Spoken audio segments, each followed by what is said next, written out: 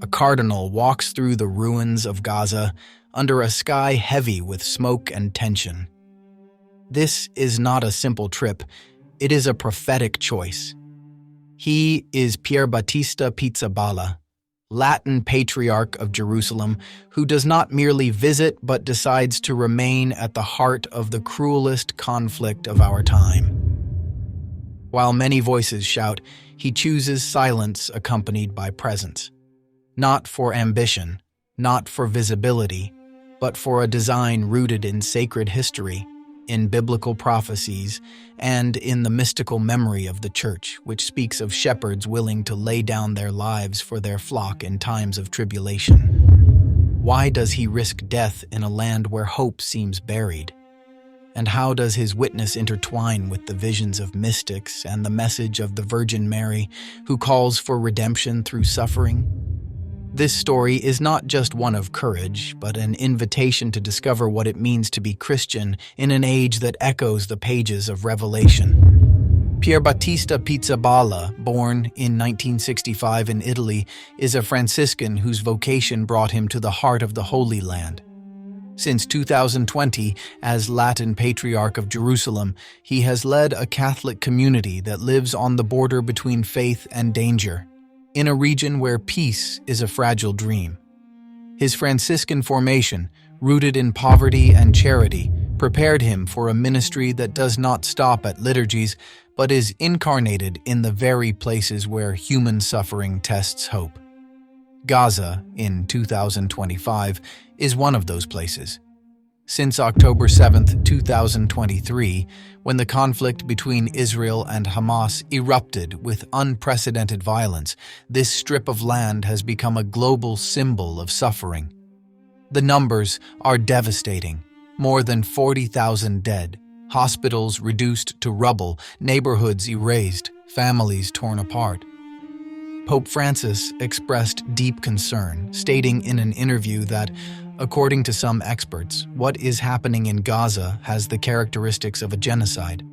It should be carefully investigated to determine whether it falls within the definition of genocide.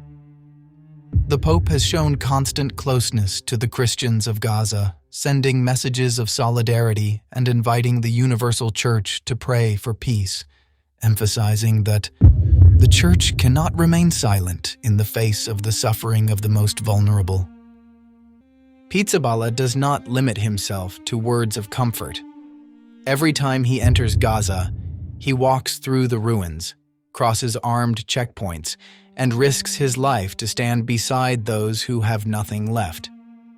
In July 2025, together with Greek Orthodox Patriarch Theophilos III, he celebrated Mass in the Holy Family Parish, an oasis of hope transformed into a refuge for thousands of displaced people, Christians and Muslims alike. Upon returning, he said, "We saw broken hearts, but also a faith that stands like a rock in the middle of the storm." On August 26, 2025, he declared firmly, "We will not abandon Gaza." This statement is not only bold, but profoundly prophetic. In a time when many turn away from suffering, a shepherd chooses to remain, embodying a message that resounds through the centuries.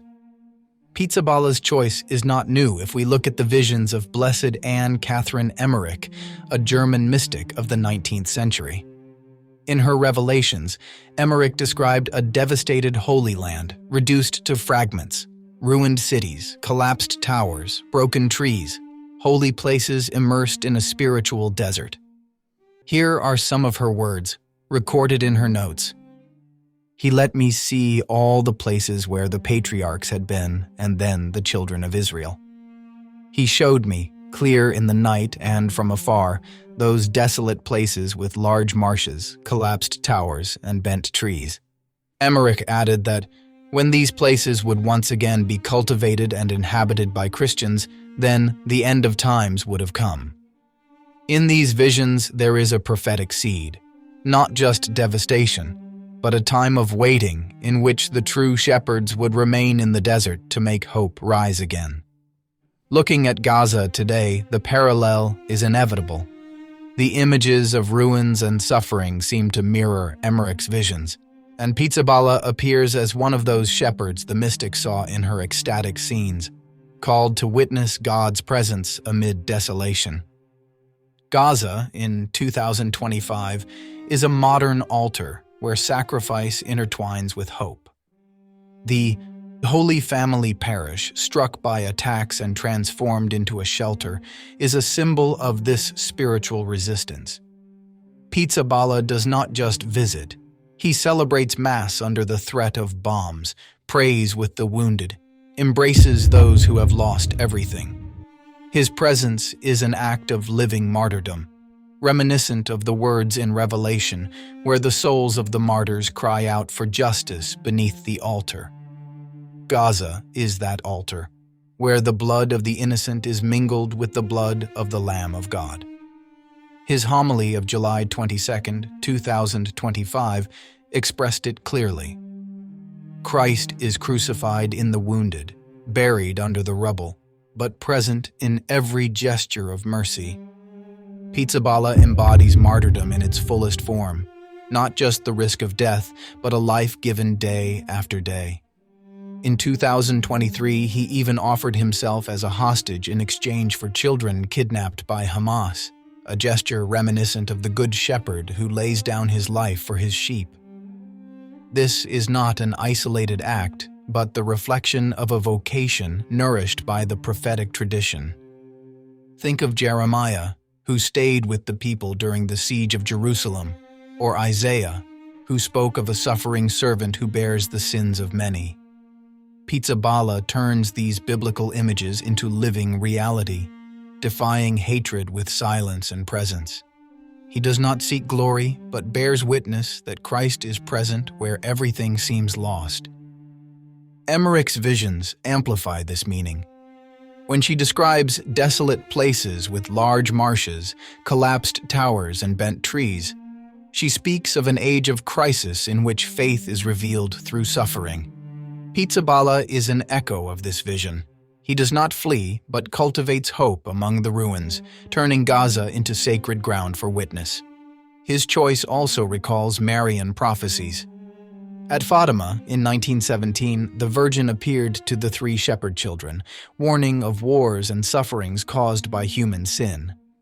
She asked for sacrifices for the redemption of sinners and rosaries for peace, showing a vision of hell that linked earthly pain to eternal salvation. At Medjugorje, since 1981, the Virgin has been inviting believers to be apostles of love in times of tribulation, urging the faithful to bear witness with courage. The connection with the Virgin Mary is central. The Holy Family Parish, dedicated to the family of Nazareth, is a powerful Marian symbol. Mary, the Mother of Sorrows, stands at the foot of the cross, sharing in the suffering of her Son without fleeing. Pizzaballa, celebrating Mass in Gaza under bombardment, reflects this maternal presence. Like Mary, the Church cannot abandon her children in their greatest moments of suffering. Pizzaballa's witness is not confined to Gaza. It is a global example. In 2025, his words inspired prayer vigils worldwide, with thousands of faithful responding to his call for solidarity. In Catholic media, his appeal mobilized rosary chains and charitable initiatives, transforming Gaza's pain into an occasion for collective conversion. To close one's eyes to Gaza is to lose one's humanity. This echoes the Gospel of Matthew, chapter 25, verses 35 to 40. What we do to the least of these, we do to Christ. Gaza is today's least of these, and Pizzaballa serves them like a prophet, living the gospel in flesh and blood. His choice is a question for us. If a cardinal can remain among the ruins, offering his life as a continual sacrifice, what are we willing to do? This is not only about Gaza, but about faithfulness to the gospel in every corner of the world. Pizzaballa reminds us that Christianity is not theory. It is a life offered, a presence in suffering, a choice made in risk. Join the rosary chains requested by the Virgin at Fatima. Pray for Gaza, for those who suffer, for those who have lost everything. Share this message of hope. Write in the comments, what does Pizzaballa's testimony inspire in you?